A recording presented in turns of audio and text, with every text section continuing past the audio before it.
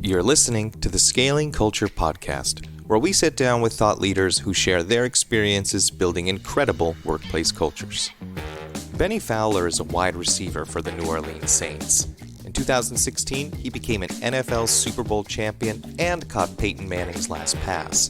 He's a public speaker, and in 2019, he wrote Silver Spoon, the Imperfect Guide to Success, where Bennie shares stories that'll help you overcome what's holding you back. Today, Bennie gives us an inside look on what it takes for a team to beat the odds and succeed. Welcome to another episode of Scaling Culture Podcast. I'm your host, Ron Lovett, and I am super excited to have my brother from another mother on, Bennie Fowler. Bennie, welcome. Hey, Ron, thank you for having me. I appreciate that great intro. You know, you got a great podcast radio voice. Not saying that you're not a good-looking guy, but, you know, the voice is it's awesome. It's like a 1-2 punch, right? Yeah, there you go. So, Bennie, so the background here is Bennie and I met through a very good friend of mine, Keith, who runs a company from called Zen Man out of Denver, Colorado. And Keith kind of said, "Hey, man, you know, met this guy, Bennie Fowler. You guys need to meet." And so he connected us over email. We had a great chat. And now you're here. So I'm stoked. I feel like we had a great conversation. It's going to lead to more. Absolutely. You know, Keith is a great guy. And I think we hit it off right away when we got on the phone. It was just like, man, we aligned with so many different things. So, I'm very happy to be here. Absolutely. Well, and thanks for coming again. So here's what I want to do. I haven't read your book yet, but I'm really intrigued by it. So don't give the entire book away, but just, I'm curious. I want to rewind to why you wrote the book and the context of the book. Can you start us off with that, Bennie? Tell me about the books. Yeah, I wanted to write the book because I went through a tough time where I had just signed with the Chicago Bears. So I'm coming off my best year in Denver. I'm getting ready to hit free agency, which, you know, for the listeners out there, I'm getting ready to pick my own team, and it's now time to get paid. So it's time to get paid. It's go time. Yeah. So Chicago comes calling, and they give me some good money up front. I'm now playing in the city that my mom is living in. So my mom's just a hop, skip, and a jump away from the stadium. She's living downtown. Everything seems to be aligning and going in the right direction. We get to training camp, and we're playing in training camp, and I'm playing some really good ball. But I'm also noticing when I look back at it now that I'm doing a lot of comparing myself to what I was doing in Denver, comparing the quarterback situation. And at the end of training camp, I got cut. And that was a tough time for me. I didn't know what was going to be next. What's life going to look like? What if I don't get called again? So that's where I had the idea to write Silver Spoon, the Imperfect Guide to Success, because I had done some really good things. I had played 4 years in the NFL at that point in time, undrafted. The lifespan of an NFL athlete is only, 2 years. So I made it as an undrafted athlete. Why would I not share these stories? But also the stories of my friends who are in the NBA and who are successful entrepreneurs, and share what they've learned and what they've done to get to the level of success that they've had. So I wanted to share that. And that's the reason why I decided to write a book, because I also wanted to share my story and the incredible people that I've played with, such as Peyton, Eli, Tom Brady, now Drew Brees. It's just, why would I not share that knowledge? And tell me the title, because it's an interesting title. Yeah, Silver Spoon. I am from the suburbs of Detroit, Michigan. I am not the typical athlete story that you hear on TV. You always hear the stories about people who come from, the bad situation. And I didn't come like that. I didn't grow up like that. I had both my parents in my life. I was very fortunate, very blessed. But just because I grew up in the suburbs does not mean I was just automatically guaranteed the shot at the NFL or my scholarship to Michigan State. All that stuff was earned. So I want people to understand that, yes, I come from a suburban background, but that doesn't mean that we're any different. We all have the same 24 hours. And how are you going to use that 24 hours? Who do you want to be? Where do you want to go? I think that's super important. I love that. And so of course, this being the Scaling Culture podcast, and it's interesting, Bennie, when I talk and do public talks about culture. And, in the new book coming out, Scaling Culture, we make so many references to teams and to sports. And, I remember there was a speaker one time that said, he said, look, I'd argue that most junior high sports teams that are organized operate better than companies, than 90% of the companies out there. And I was offended in the audience. I'm like, how dare you, And he gave me a good example. He said, look, he used a sales example. And he said, when we as company owners hire salespeople, we typically do an interview, we hire them, we introduce them to people at the office, we give them their territory, their business cards, and we say, here you go, Benny, now go practice on some customers. He said, think about sports. You try out multiple tryouts, maybe for different positions. And then you're with the team in different environments. And then you finally get on the team. And then it's practice, different plays. And then you finally get to the game. You practice before the game, you play the game, you debrief. They're coaching you in real time as you're doing good or bad things, the coaches and different, coaching aspects and trainers. Then you finish, you debrief what happened, what went well, what didn't go well. Then you play a new game and you practice specifically for the new opponent. And I'm like, oh my God, I suck, right? Right away, I'm like, I don't do this. It's embarrassing. I'm like, it was like, you get hit between the eyes sometimes. And so, I would love to have a conversation about, you've played for some incredible teams, right? Yeah. And coaches and teammates. And so I want to kind of go through some of the themes, and I'd love to hear about some of your best experiences, and then we'll pick apart what made those so good. And so I want to start with the tryout, because that is the application process, right? Yeah. Tell me about, and I'm not just talking about, I have to catch the football and I, because essentially, let's just say you need to deliver the skills. You have to be good, right? Mm-hmm. For the tryout. Absolutely. But tell me about the other part of the tryout, which says, are you going to fit with this team? What are you made of? Where's your heart? Tell me about that. How do they find that stuff out? Or is it important, or are they looking for it? You will really find that out, especially in college and the NFL. You'll find that out in training camp. Training camp, those are the dog days of the season, right before the season.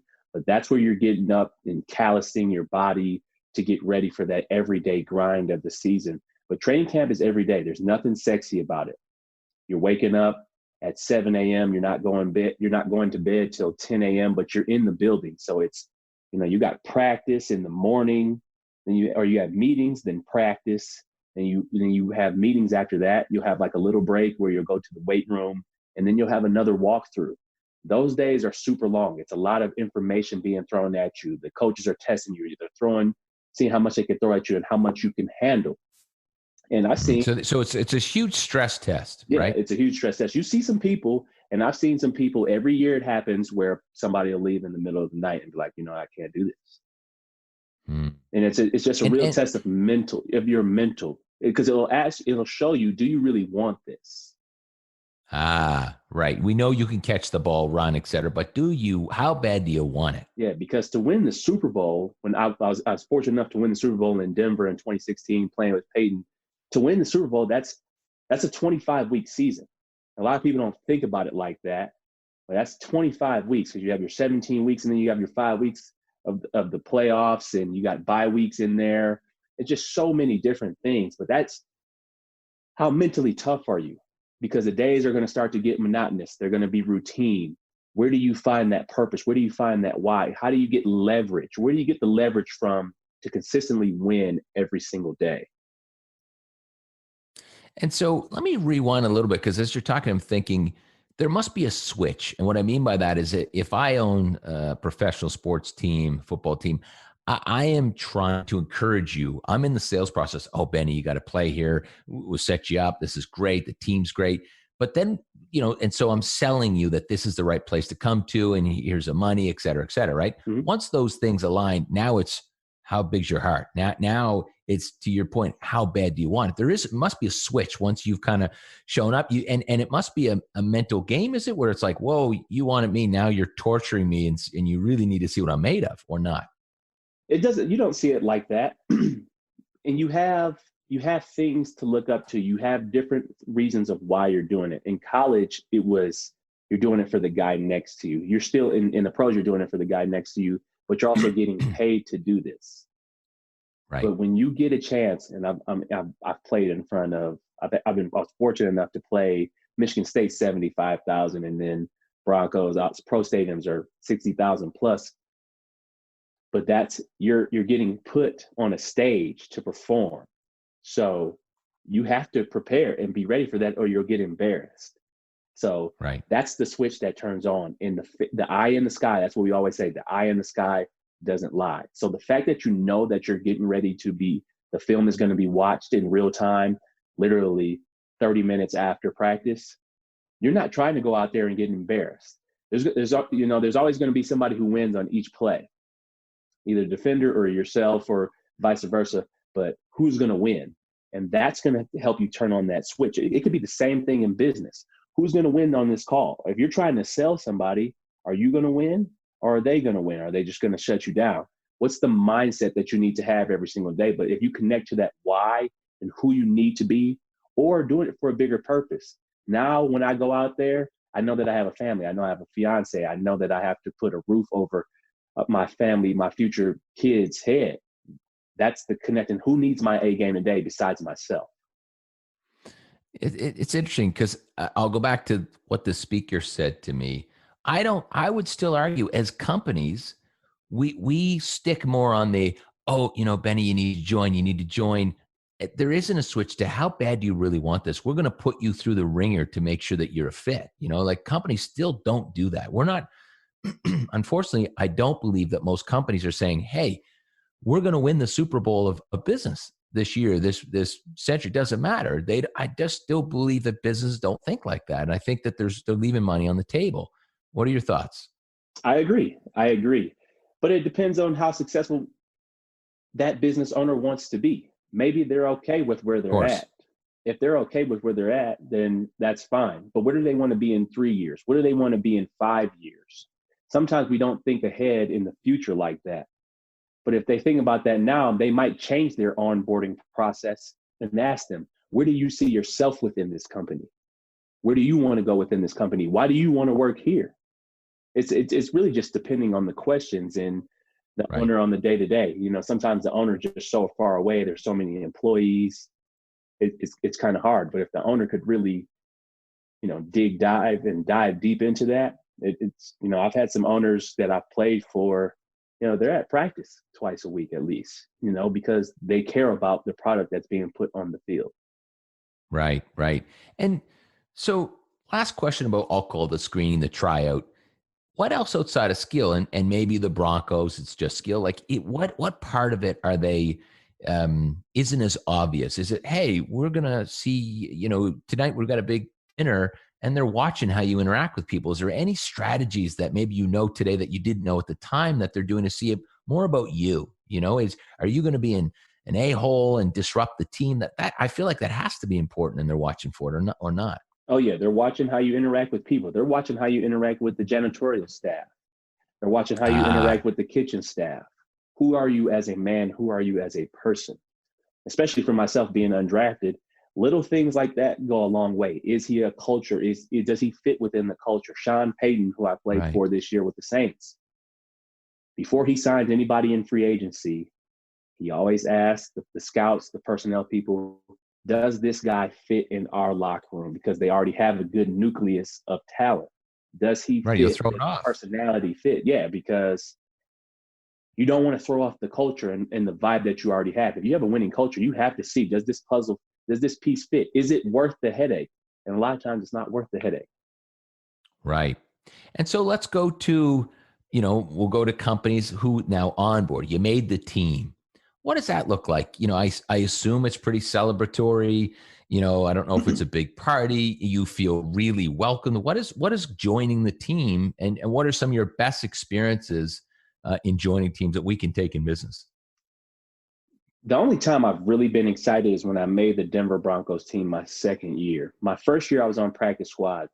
In the second year I made the team, and I had put all my chips into one basket. And I have a firm belief if you put everything in the plan, but plan A, it will lead into plan B. But my plan A worked out. I went to LA, I worked out. I had a mentor of mine, and I really put all my eggs in one basket. I spent all my practice squad money on living in LA and training. And it paid off. And I got that call from Gary Kubiak, and he said, "You made the team." And it was a big celebration moment for me in terms of calling my parents. But the season started the next week. So it's like, yes, I'm super excited, going out to dinner with some of the teammates. Like, I'm going to be out there on Sunday now, like with everybody, with Peyton, with the guys. I played with, some great players on that team. So I was super excited. But now it's, all right, what's the next step? I'm playing special teams, but how do I get on offense? How do I get Peyton to trust me? So that it was another step. It wasn't like I was starting right away. I'm not, there's a lot of guys who were in front of me. So what's the next step? How do I get onto the field now? I made the team. Now how do I get onto the field? So if a company hires somebody, all right, now I have my position and I have my role. How do I get to the next step? What's the next step in my career and journey? And then you map that out. I love that. And maybe this didn't apply as much as your second time, although I assume a lot of players get recycled. They get traded, this and that. And so there's probably a lot of new faces year two. Oh, yeah. The Broncos, there was no year one, team right? is ever the same. So when it came to you being welcomed, the coach calls you, the owner, whoever that was, and then once you join the team, are they like welcoming you with open arms? Is that where it starts? Does bonding start then?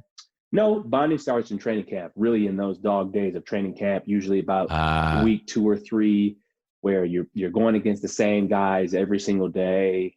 Every day is the same. You don't even know what day it is because you're practicing six days a week, So that's where the bonding really comes in. But one thing that's very common in the NFL, no matter who you are, what status you are, after we make those final cuts and you come and you're on the final roster, everybody goes around and congratulates because you actually made it. It doesn't matter who you are because Peyton Manning's been cut.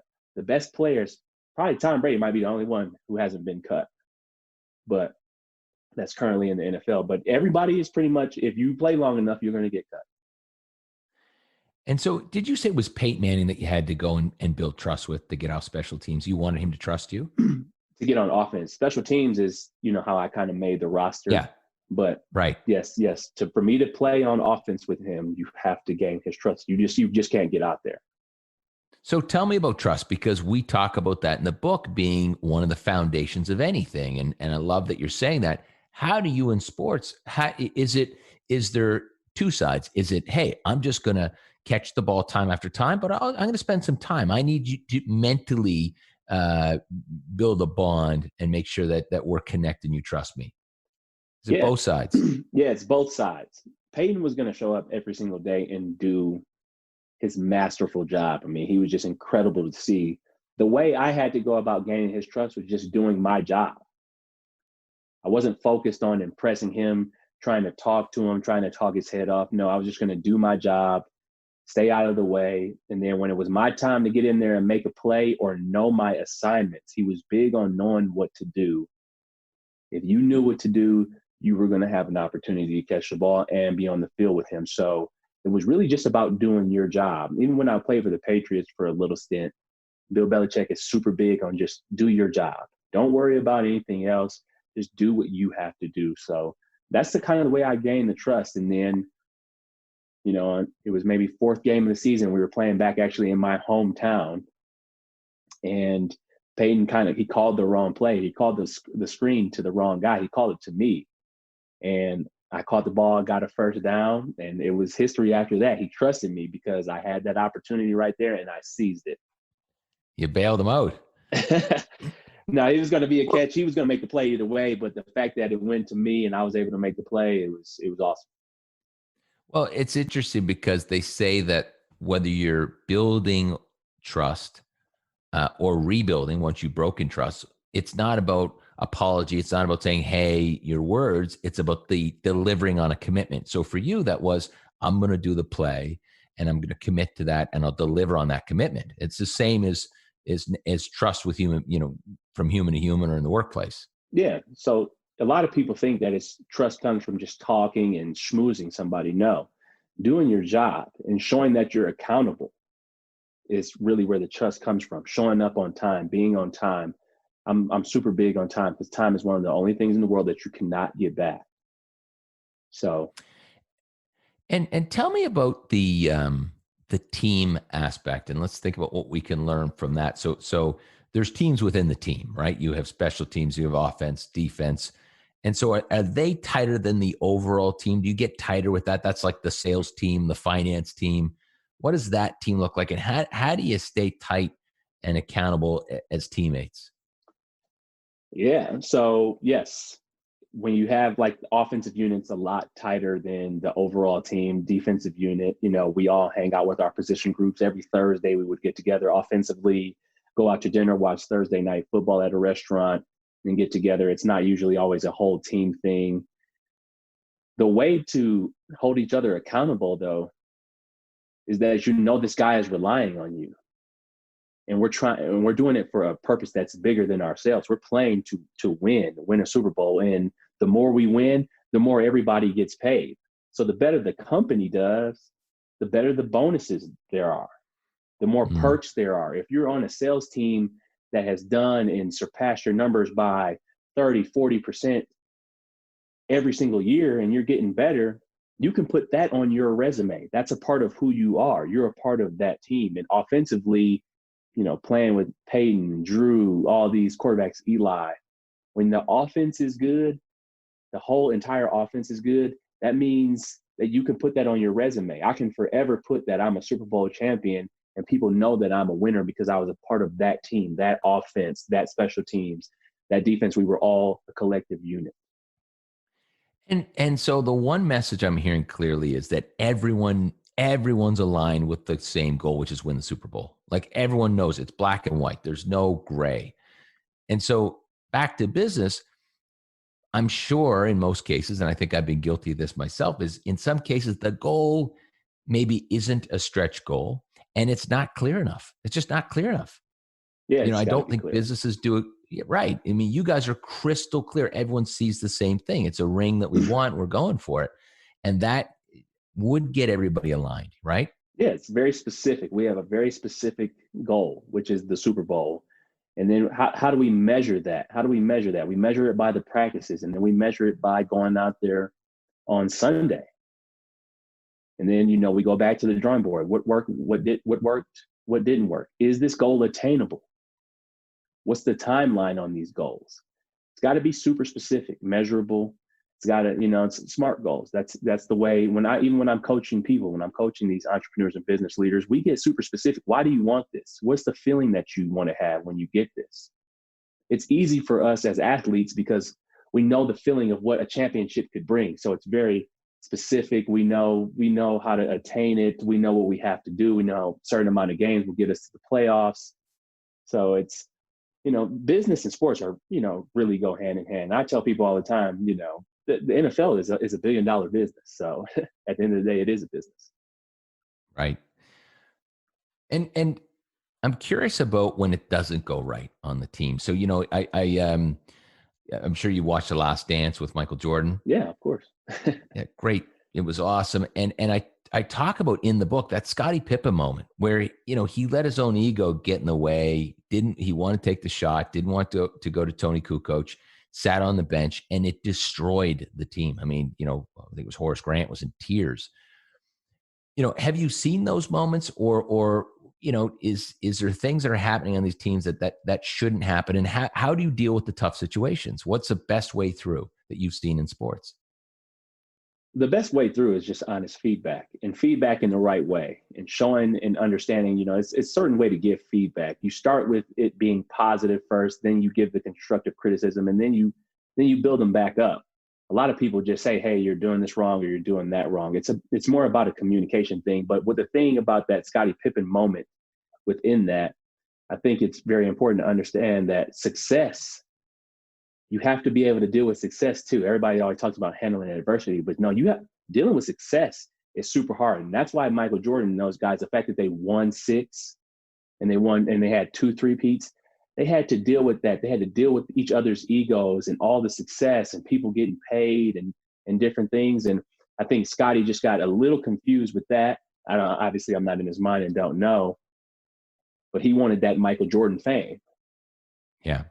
And they ended up winning that game that he didn't want to go back in, but he wasn't thinking about the big picture. Now, if they had won the championship that year, he probably would have been the MVP of that finals, but he was thinking only right then and in the moment and how it would have made him look instead of the big picture focus, which Mike didn't. He passed to Kerr, he passed to Paxson to win 2 championships. So it's not like he was always taking the game-winning shot.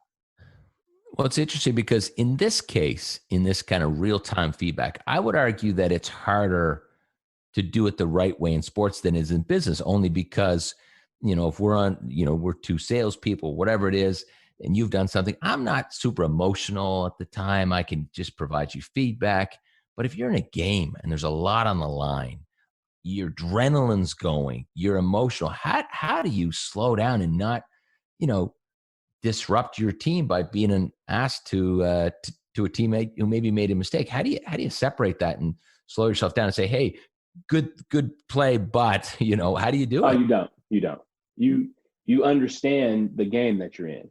You understand the emotion. And I've been cussed out a couple times in games, not even a couple times, a lot. And I've been on the other side where I was doing the cussing and things of that nature. But at the same time, you go back to the drawing board, you apologize, or the next series, like, hey man, that's my bad. Like, I was tripping, or, I don't know where I was. So there are different things. I mean, we all understand it's the heat of the battle.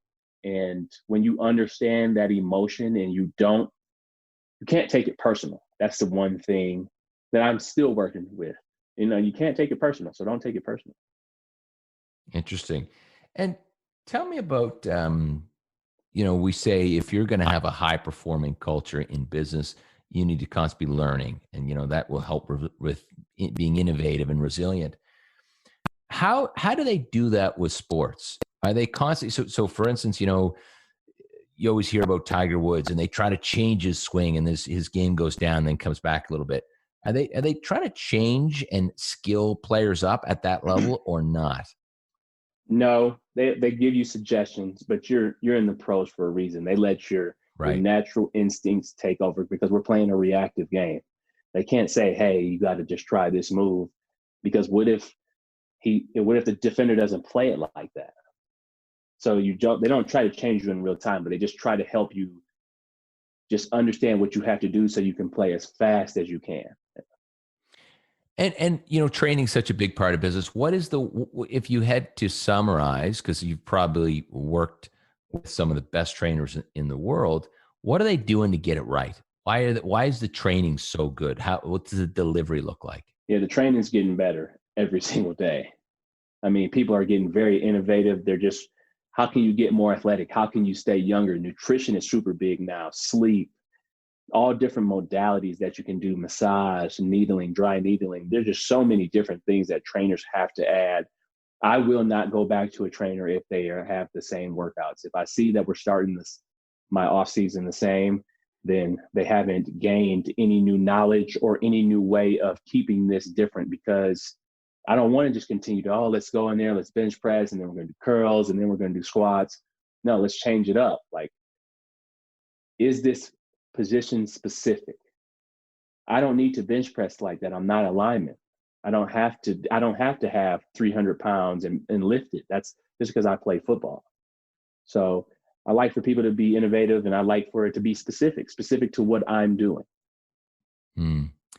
And there's 2 key messages. One, what you just ended with, being specific. So don't train me to do this if it has nothing to do with what I'm doing. No. But the other thing that you mentioned, and I think that sports get it right, business gets it wrong, is you're talking about your trainers looking at you as an individual, not you in your role. They're saying, we need to make sure you eat well, you sleep well, your mental health is good.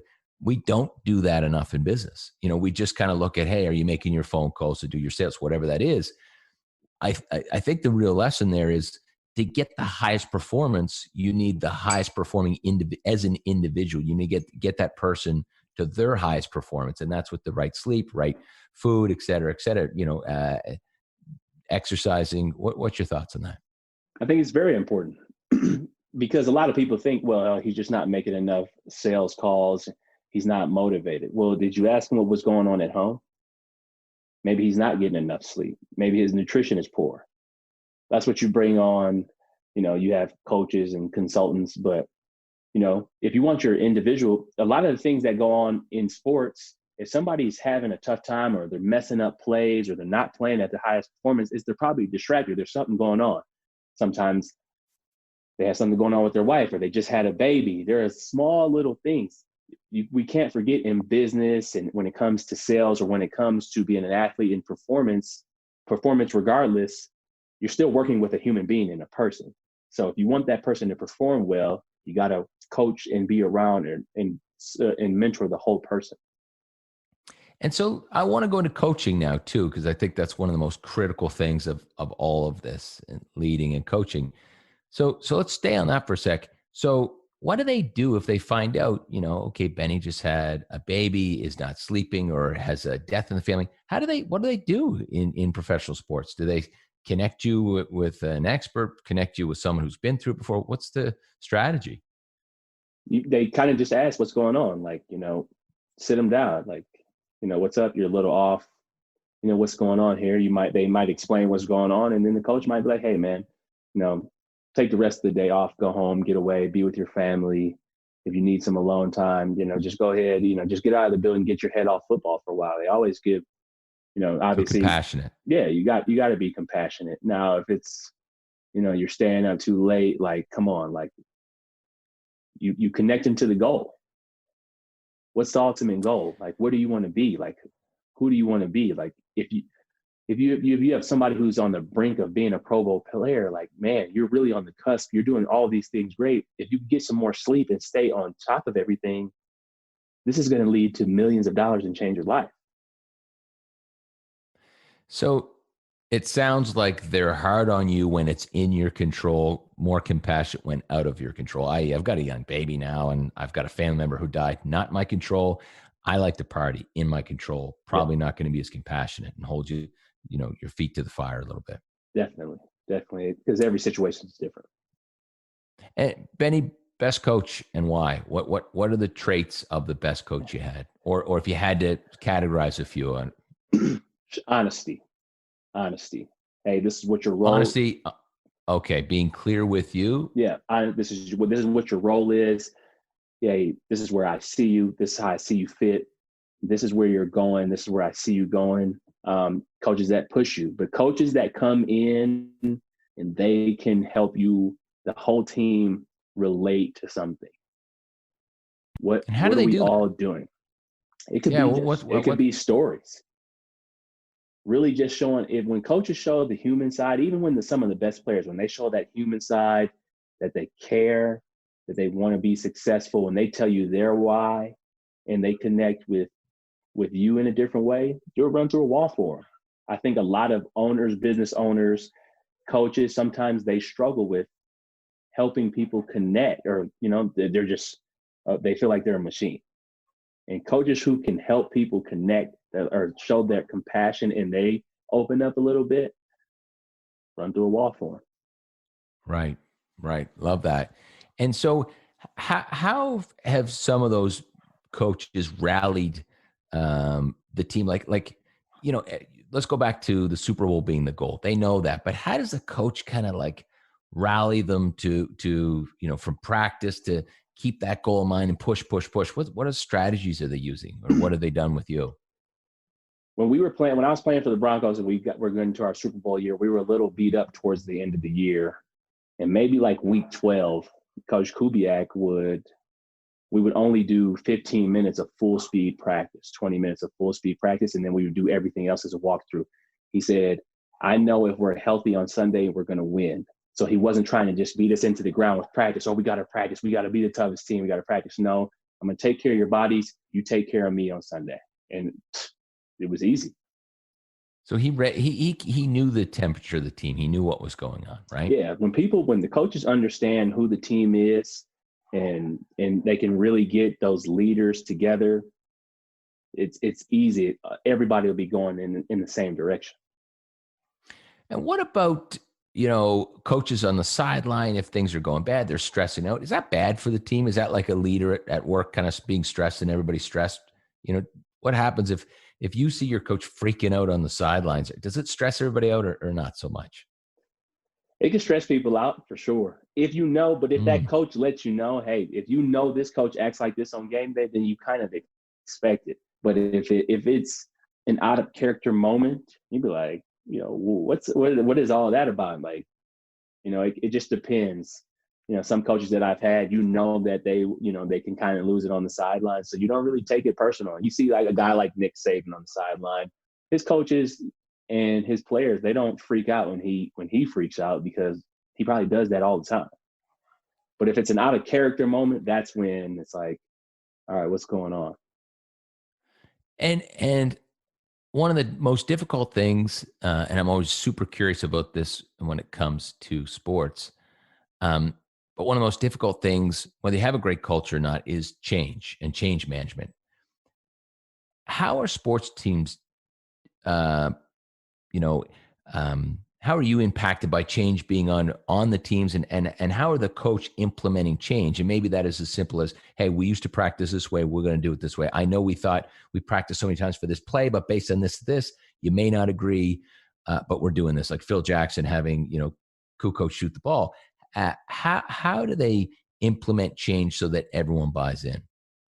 They have the information to back it up. They present the information. Hey, this is what they've been showing. This is what we're going to do. This is how they're going to play this guy. You other players have to step up. Like when you play against the Patriots, your second and third receiver, your second tight end. That's where the ball is pretty much going to go because Bill Belichick is really good at taking your first two options away.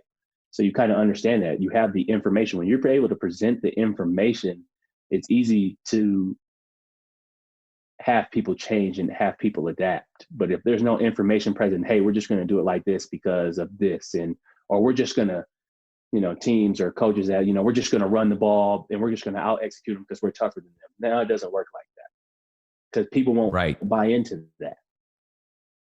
So a couple of key messages I'm hearing is, look, I'm going to give you the why. I think we should go from A to B. Here's why. And let me present something, whether it's visually, verbally, data, on why this is important. There's a sense of urgency. And I'm going to tell you the sense of urgency we'll lose if we don't do it based on the data, based on the support. Would that be accurate? Yeah, it'd be accurate. And then you change in real time. Now, when coaches admit they're wrong, hey, fellas, I was wrong about this. And, we're in halftime and we're changing. We're going to go back to the original game plan. Then you also get your players to buy in because you're not always right, but, you're going based off of data and certain looks and certain tendencies. Yeah, that's got to be also back to the coach building trust with the team. So, I jump on the sword. No one's going to point a finger at me now because I said, hey, I got it wrong. Now let's play together. Let's do this different play. Let's change strategies. Yeah, absolutely. And then when that your coach has that experience, it's easy. If they've been doing it for a long time, it's easy to kind of to understand and to just go with what they're saying. But if they're open, they're also, the coaches I've played with, they're also open to ideas and what you think might also work. And I wrote a question down that I meant to ask earlier, which was, what is the balance? Because there is a lot of camaraderie and there is in some companies. And what's the balance between, look, we're on a team, let's hold each other accountable, but we're really close friends too. We're now hanging out on Thursday and Fridays. Mm-hmm. How do you balance and separate that stuff? And what's a lesson for business that are maybe, that have these cultures? Because you hear about some of these cultures where they're partying together, they're great friends, they've almost crossed over too much and they can't seem to keep things separate. You still know the goal at hand and you know who the leaders are. They stick out.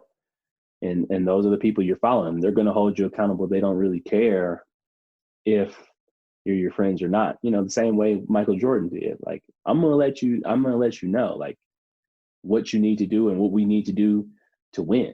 And if that makes you uncomfortable, maybe you shouldn't be here. And usually the leaders are the ones who aren't going anywhere anyway. So If you can't really handle the fire, if you can't handle what I'm saying right now, then you won't be able to handle it playing in front of 70,000 people. Is kind of the way we approach it. And, you know, if somebody wants to move up in the company or be a leader or be a manager and they're not there yet, and then they get mad about some constructive criticism or somebody correcting them, and they're not ready to lead. And so do you think, and to the Jordan piece, it sounds like you agreed with his strategy. A lot of people, this was controversial, right? Some people are like, oh, he's an asshole. And other people are saying, no, I really liked his approach. I got it. And I thought, look, you know, to be at that type of high performance, I believe it's probably necessary. What do you think? I feel like people should be able to look at it from a third party, look at it from the other person's point of view and your point of view. But if you look at it from a third party, or if you look at it from Michael Jordan's point of view, he's trying to be the best basketball player ever. There are no wasted moments. I understood that, and I started to understand that when I was playing with Peyton. Peyton was 38 and 39 when I played with him. He didn't have time to waste. These were going to be his last couple of years. I don't have time to play around or for you to get something wrong. So no, he wasn't an asshole, but he just didn't have time to play around and just think things were funny and, oh, we could just make that up. No, we have to get this done.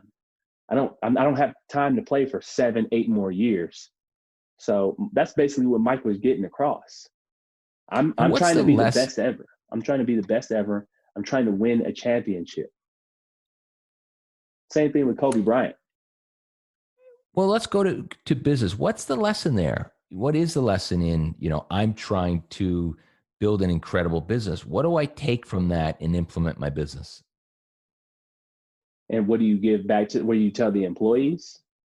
Yeah, like if I'm the leader, I'm Michael Jordan or a team leader, what's the lesson with how tough he was and had the expectations were so high, you know, because we're softer in business mostly, but what do we take from there? What's the lesson that people listening could say, okay, how can I apply some of what Michael Jordan did to my everyday business? You know, is it to be just harder on people, be more real with them? My name is on this. Demand more. My name is on this. This is my legacy. This is a part of who I am. I want my kids, I want my family to be proud of who I am and what I have built. And if you're working for me and you're working with me in my company, you are now a representation of me. That my name is on this company. If you're not coming and you're not bringing the same enthusiasm and work ethic and productivity that I'm bringing, it's not your name that's on it, it's mine. Interesting. Well, Benny, I want to talk before we run about your coaching. You're now into coaching. You mentioned this earlier. You're coaching business leaders and entrepreneurs. Mm-hmm. What are you bringing from, you know, there's probably stuff we've just talked about, but what are some of the key things that you bring from sports into coaching that you think is really going to make this a successful journey for you? Just getting people in love with the process, but so it's enjoyable. So they're not living life in default. A lot of people just get up, they go, they clock in, they clock out, but they're not having any fun within it. And I think I'm bringing the performance aspect in terms of having that big vision. Where do you see yourself within this company? Where do you see yourself in this with this job, and where you want? Does it align with your vision? And some people that I've worked with have left their jobs just because it didn't align with who they were. They weren't happy. They had nothing idea what their 5-year plan or their 10-year plan or where they wanted to be. They just kind of got stuck into something. But what's your life purpose? What's your leader within you telling you? You know, sometimes we always life always hits us and failures come, and then we forget all the things that we've done right. I bring that out of you. Interesting. And will you apply some of the things we've talked about, that Jordan approach? Look, Ron, you commit these things, you're not hitting, it's my name on the line. I'm not going to get referrals if you can't hit your targets, you're not successful, I'm firing you as a client. Are you taking that kind of line in the sand, or what's the expectation from your clients? No, I'm not taking that approach at all, because it's their name that's on the line. Right. What do they really want? What would they regret if they didn't make certain moves? Who do they want to be? When they're celebrating their life and people are coming up to them at their retirement party, what are they thanking them for? They won't be thanking me. What are they thanking them for? Yeah, I love that. And anything we didn't talk about, Benny, that you think about in your sports career that is applicable in business that maybe we missed, that's an important thing, or especially when it comes to team culture, any of those things? The only thing that I would think is that I would just harp on one more time is playing your role. We're so busy trying to, oh, I'm better than this person, I don't know how they got the job, instead of we should elevate that person so they can move up in the company so you can have that job. Sometimes we're always talking about people and what they don't deserve. How about they do deserve that? Elevate them, encourage them. They'll continue to move up and thrive, and then you'll get the chance to step into that role. Love that. So Benny, look, in closing, where can we find your book? On Amazon? Where is it located? Yeah, my book is on Amazon, Silver Spoon, The Imperfect Guide to Success. It's on Amazon. It's also on Kindle. And, you can reach out to me at BennieFowler1.com. And are you still taking clients? For those that are interested, can you find you online? And are you still taking clients on today? Yes, absolutely. I'm taking clients if they want to work, if they want to be pushed, if they're just scratching the surface in certain areas of their life, and professionally or personally. Yep, I'm all for them. Beautiful. Benny, my friend, thank you once again. It's been a pleasure talking to you, and I so appreciate your all your feedback and your time today. Ron, appreciate you, man. Thank you. For more information on Bennie Fowler or anything related to scaling culture, please see the show description for details. We'll be back next week with another incredible guest.